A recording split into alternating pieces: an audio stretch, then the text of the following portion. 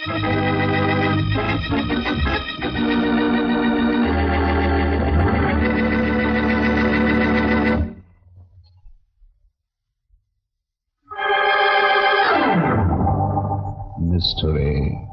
is my hobby.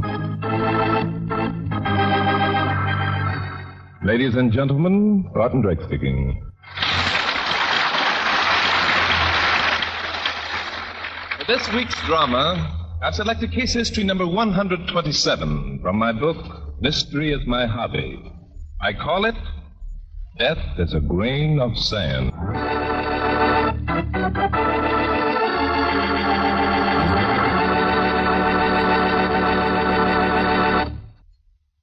And now to Glenn Langan as Barton Drake and the first act of Mystery is My Hobby.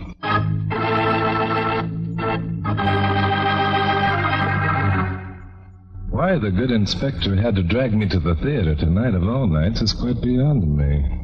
I could much more profitably have been finishing the first chapter of my latest book or calling upon a very desirable young lady I know. Of course, mystery is my hobby, but that doesn't include magicians, charlatans, and mind readers. And that's just what this Raja Vidrami is, I'll bet you. Even if he is billed as the greatest wizard of modern times. Well, this ought to be a good show, Bart. Inspector, you're getting childish.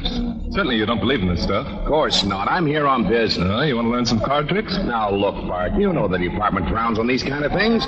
We got laws about fortune tellers. I'm here to see that this guy doesn't pull any monkey business, that's all. And incidentally find out how your great aunt is doing in the other world, Inspector? Now, Bart. Anyhow, they usually have some mighty pretty girls in these kind of shows. That's right. In tights. Now, be quiet. Here comes the man.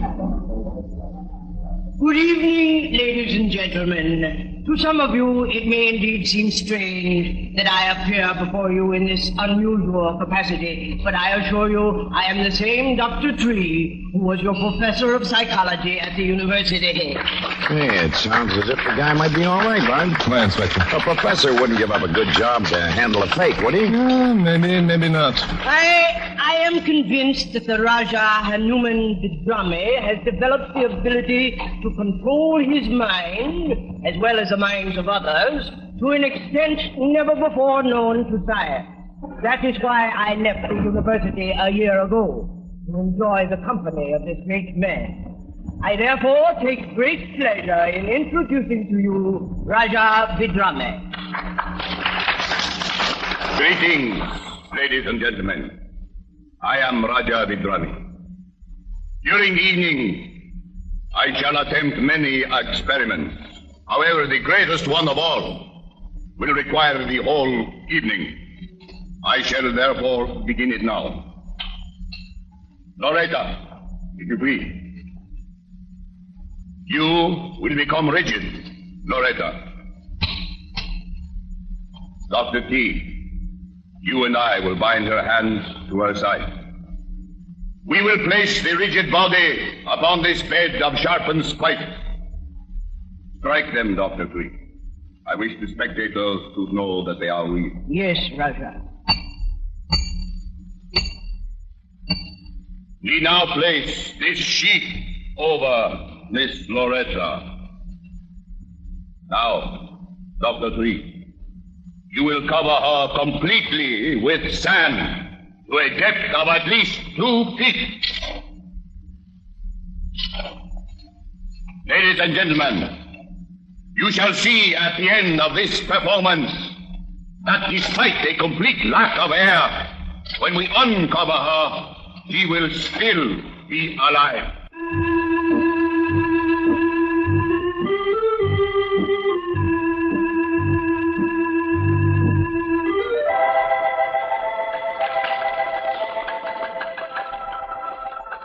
Dr. Tree is now removing the sand. Buried in sand for 2 hours, you shall see that Miss Loretta still lives. You may remove the sheet now, Dr. Tree. Miss Loretta. Miss Loretta. Dr. Tree. She's dead, Raja. She's dead. Impossible. Loretta's been shot. Ladies and gentlemen, a terrible tragedy has occurred.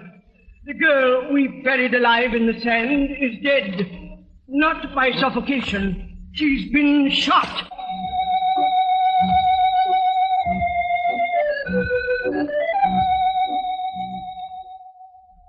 I got a couple of men and put them on the stage door, Bart. Then I'm going to call for a detail. Okay, Inspector. Raja, if we have the curtains closed, please. Yes, I pretend. Well, Dr. Tree, something seems to have gone wrong. It's impossible. It couldn't be done. Death isn't very pretty, is it, Doctor? Well, Raja can at least close up the curtains. Raja can do anything. Yes, except bring this poor girl back to life. Help me turn her over, Doctor. Maybe we can find the wound. Yes, of course. Thanks. We'll set her down here, off the spikes. That's better. Yes, indeed. It's terrible, sir. A gaping hole in the back of her head. Bullet still in the brain. It couldn't happen. It couldn't. Yes, but it did. Let's take a look at this bed of spikes. Well, there's nothing... What's this? What, sir? This bent metal tube running to this spike. There's a mouthpiece on the end of it. Oh, it's... There. I'll pull it out of the spike. Well, this particular spike is hollow. There's a hole barred in the stage just under it. There are two other holes slightly larger right alongside of it. Well, Dr. Tree, this exhibition was a fake, wasn't it? What do you mean? All the time the girl was lying buried in the sand, supposedly in a trance, she was breathing through this tube. But she had to breathe, of course. The whole thing was a fake. That's a funny thing, Dr. Tree. Even I was tempted to believe it was real, and you completely fooled the inspector. Well, why not? I staged it. So far, I've been able to fool all the great authorities. Well, never mind. Who was backstage, Doctor, during your act? Only the girl, Mildred, Raja's other assistant. You saw her yourself. She was quite alluring. There's one thing I think you should know, Mr. Drake. This girl here, Loretta, was my wife. Very interesting. We've been married just a few months. And I see you're completely overcome with grief. Hey, Bart. Yes, Inspector. I've got guards on the doors and the homicide detail will be here any minute. Good old Inspector. You follow the routine to the letter, don't you? You bet. Where's our friend the Rajah? Did you let him go? I'll say I didn't. The Rajah couldn't possibly have committed this crime, gentlemen. He was on stage during the entire performance. Where is the Rajah, Inspector? Downstairs in one of the dressing rooms. Perhaps we'd better go have a talk with him. Hey, what's that? Who's shooting? Come on, let's find out. He's there! He's in there! Hey, give me that gun. Who's in where, Mildred? Man, I don't know who, but he ran in back of the mummy case. I'll He's in drag there. him out. Wait a minute, Bart. Let me get him out. Okay, Inspector, go ahead. Come on out, you. Come out or I'll shoot. Come out of that box. That'll get him. That's so thorough, Inspector.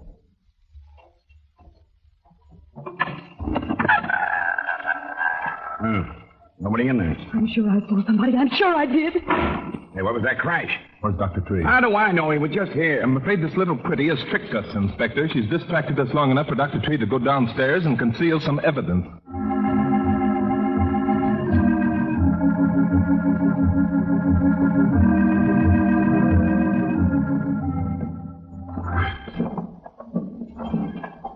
Well, Dr. Tree, coming up again?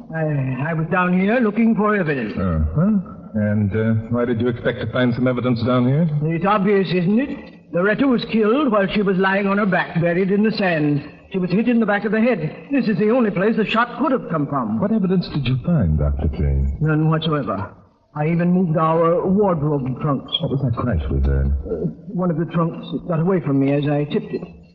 Dr. Tree, there's something that's bothering me considerably. Yes, Mr. Drake? Your emotions. You seem to be holding them singularly in check for a man who's just seen his bride lying in front of him, dead. Thank you, Mr. Drake. I have learned a great deal from the Rajah. Yes. Sublimity of the mind. Well, Inspector, as long as we've come this far, we might as well go down and take a look for ourselves. But I assure you there's nothing to be found. Come on.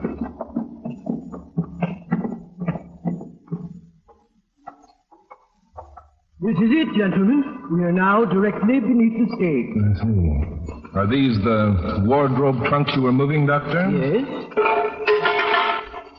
What's this little tin pail? One of the props, I believe, Mildred. Yeah, the Raja makes roses grow out of them.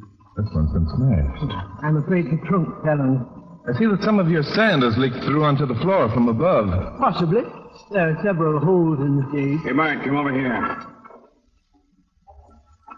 Yes, Inspector? Here's where the murder was committed. Yeah? How? Through one of these holes here in the ceiling. See, this one has powder marks.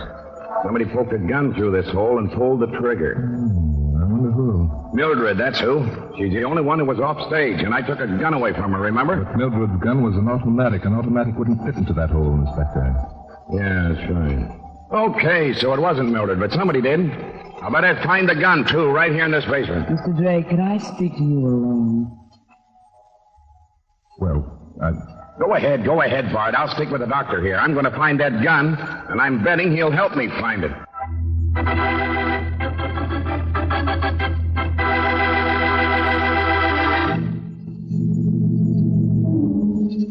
Bart. Mind if I call you Bart? why not? Bart, you believe love is overpowering. Are you trying to tell me that this is a crime of passion? Bart, me loves everything. Yes, I suppose. Just what do you want to talk to me about? You're more the romantic type than the Inspector. I could go for a guy like you. It's pretty easy to go for yourself. An awful jam, Bart. No? Bart, kiss me. No. I never reveal the lady in distress. Get out of this mess, we'll have fun. That depends whether the sheriff will let you out. Oh, now, Bart, don't spoil it. Open your heart, darling. What cooks? Dr. Tree never would have married Loretta if he'd been here teaching school. He was out of his environment. Something like I was a few minutes ago. Oh, no, baby. So nice. After the ceremony, he found out his mistake, but it was too late. She wouldn't give him up. After all, managing the Rogers, $100,000 racket, she wanted her part of the take. You admit it's a racket, huh? Oh, me? I trust you, Bart, can I? Certain limitations. What's the rest? Well, I saw Dr. Tree get sympathy. So I gave it to her. In other words, you made a play. Well, and when you play hard. that isn't very nice, Bart. Let me say it for you. Loretta became jealous of you. She became so jealous that the doctor felt he had to kill her. You know better than that. Dr. Tree was on stage all evening. That's so. Then Loretta became so jealous that you had to kill her. You weren't on stage all evening. That's the kind of conclusions I thought the inspector would make. That's why I wanted to talk to you. It's a very simple matter to find out if you fired the gun. Those things leave powder marks embedded in the skin of your hand. I did fire a gun. Out there on stage, remember? Mm-hmm. Well, that's all you have to tell me. We're wasting time, my sweetheart. I haven't mentioned the most important thing. You mean there's more? I was dead once. I rode a guy for his dough. Loretta was with me. She held it over my head. Said if I didn't leave her husband alone, she'd go to the police about me. And while she was there, she'd expose the Raj as a fake. When she turned to leave me, the Raja was standing there. He'd heard everything she said. So, you think the Raja killed Loretta? Well, I didn't actually see him do it, but he had a darn good motive. But Dr. Tree made a great point of the fact that the Raja couldn't have killed her. Remember, the Raja, too, was on stage all evening. Dr. Tree said that the Raja couldn't have killed Loretta. Well, I thought that he... Yes, what did you think? Yes, Mildred. Tell us, what do you think?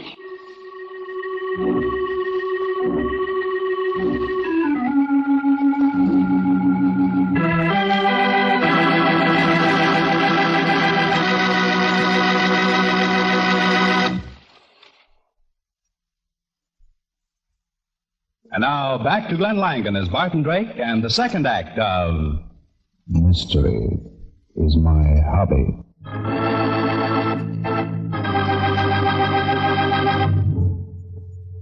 Yes, my dear. Tell us, what do you think? Well, Mildred? Raja, I didn't know you were there. Your words accuse me of murder. I didn't mean to accuse you. I simply meant you could have killed her. It's true. It would have been possible. I know something of firearms.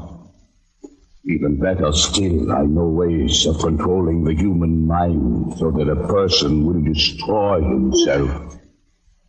I would have a care. I know, Raja, I know. But I did not kill Loretta. Did you know that Loretta had threatened to expose your claims to abnormal mental power as false, Raja? I did. It was as though a great tree had fallen across my body, crushing out my spirit. How was I to know that these three had contrived to embellish my miracle with the use of mechanical contrivances, fraud and trickery? Since I learned this through Miss Loretta's thoughtless word, my life has become a mockery. I am nothing but a bit of chaff being ground in the mill of commercialism. You must hold a great hatred of them, Raja Bidrami, and especially for Loretta, who threatened to expose you. Hatred is not within the concepts of my mind, Mr. Drake. It is an unworldly emotion. Then sight. When this crime becomes public knowledge, my work as a charlatan for this past year will also become public, will it not? Thank you. Good heavens, that's the inspector. Phil! Where are you, Inspector? In here! In the mummy cage! Stand where you are, Mr. Drake. Dr. Tree, he has a gun. Yes, and I'll use it. Unless you let Mildred and me go free. What about the Raja? Don't you want him to go free, too? No. I'm certain that he killed my wife, Loretta. Help! Let me out! What makes you so sure, Dr. Tree? Because the inspector found the murder weapon, this gun, in the Raja's trunk. I'm sure that the inspector must be mistaken. Hey, Carter, you gotta let me out! I'm sure he's not mistaken. This is the gun. I've seen it before. But how could it be the murder weapon when I have the murder weapon right here? You shot it out of my hand. Now, will you please release the inspector from the mummy case? I shall be happy to do. Where is he? I'll send him up for life, interfering with an officer in the line of duty. Now, don't feel too bad, Inspector. I've heard of Egyptians who stayed Muslims for thousands of years. The dirty lug, he tripped me. Pretended he was trying to help us. I dropped the gun and he shoved me inside that thing and slammed it shut.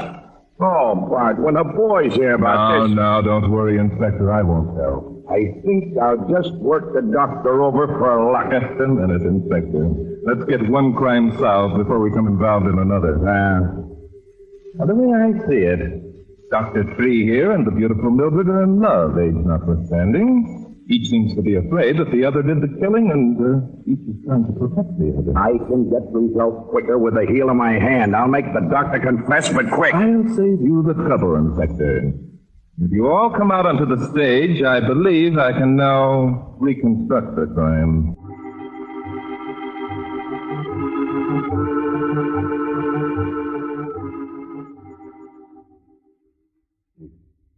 If you will be so kind, Mr. Drake, I would like to go to my dressing room and lie down. I'm overcome. Oh, no, you don't. You'll stay here. I'd prefer it, Raza. As you wish. Although my shame is punishment almost too great to bear. If I committed a crime, it was in all innocence. I was gullible. These are the tricksters who blaspheme my work. Yes. We'll take care of that in a minute, Raja. First, I want you to notice these three holes here in the floor. One was for the tube that Loretta breathed through. One was used to push the barrel of the revolver upward. It's just tight enough to hold it firmly. But there's still another hole. Yeah. What was that for? The little tin pail, Inspector, that we found downstairs. It was tied to the trigger of the gun directly under this third hole. So when the sand was shoveled in over the girl, some of it ran through the hole and into the pail. When the bucket gained sufficient weight, naturally, it pulled the trigger of the gun. Well, what didn't I think of that? You will when you tell it to the boys. Incredible. What I want to know is why we didn't hear the gun go off. Oh, Inspector, how could you? The gun was under the stage. It was also covered by Loretta's body and over 2 feet of sand. A perfect setup. Even the murderer couldn't be exactly sure when it was going to go off. Yeah, but why wouldn't it still be sticking there in the hole? The murderer poked it out himself after the sand had been removed. But it would have been on the floor downstairs. Any one of the 3 could have retrieved it from there, Inspector. Mildred wasn't on the stage all the time. The Rajah went down to rest, and Dr. Tree went looking for evidence. Yeah. I think we'd better run all 3 of them in.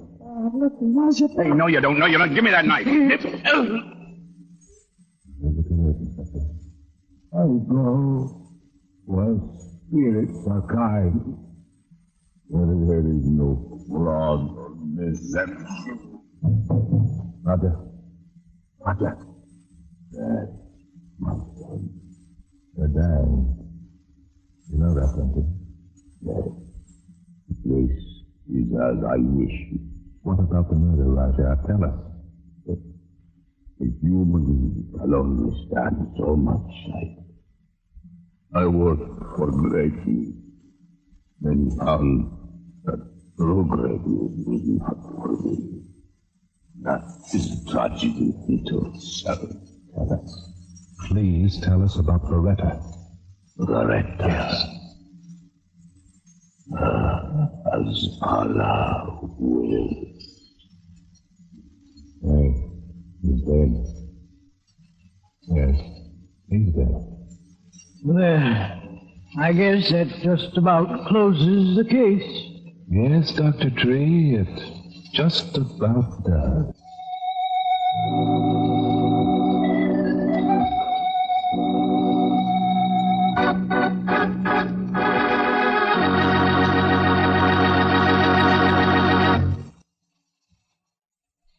And now back to Glenn Langan as Barton Drake in Mystery is My Hobby.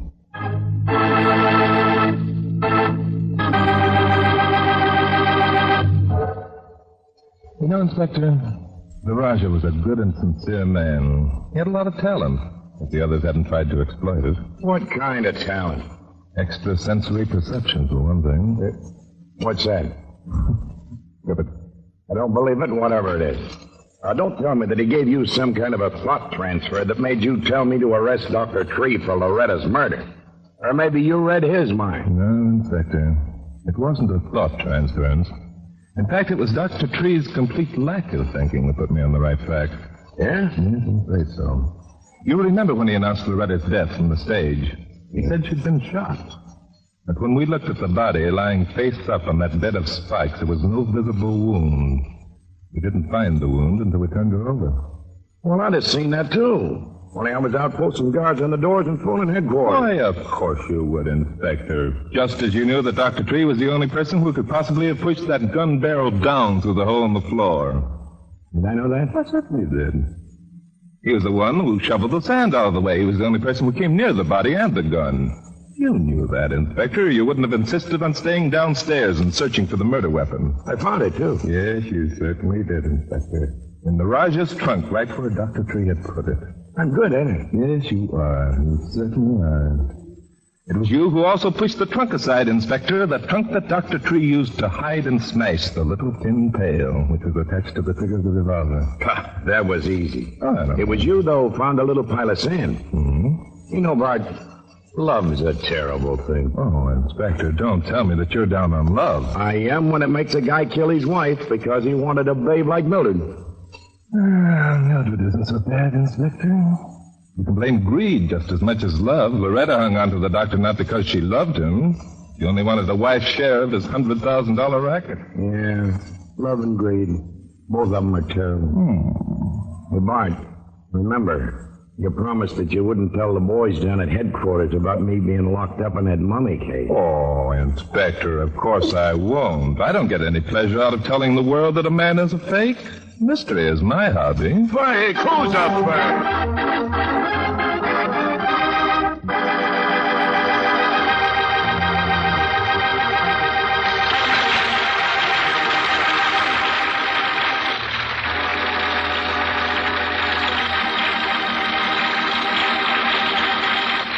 Glenn Langan will return in just a moment. Mystery is My Hobby is written by Fred Howard and directed by Dave Titus. This episode was based on an original story by Ray Wilson.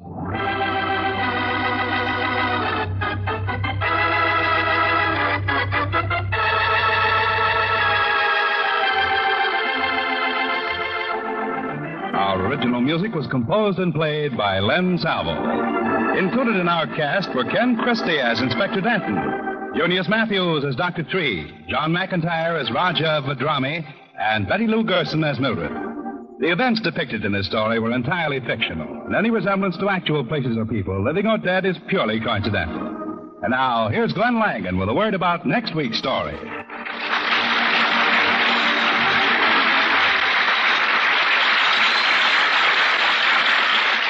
Thank you, Bruce Buell, and thank you, ladies and gentlemen, for being with us. Next week, plan to be with us when I bring you case history number 128. It's a story of murder and a famous necklace. I call it Death is a Jewel. Until then, this is Glenn Langan saying adios.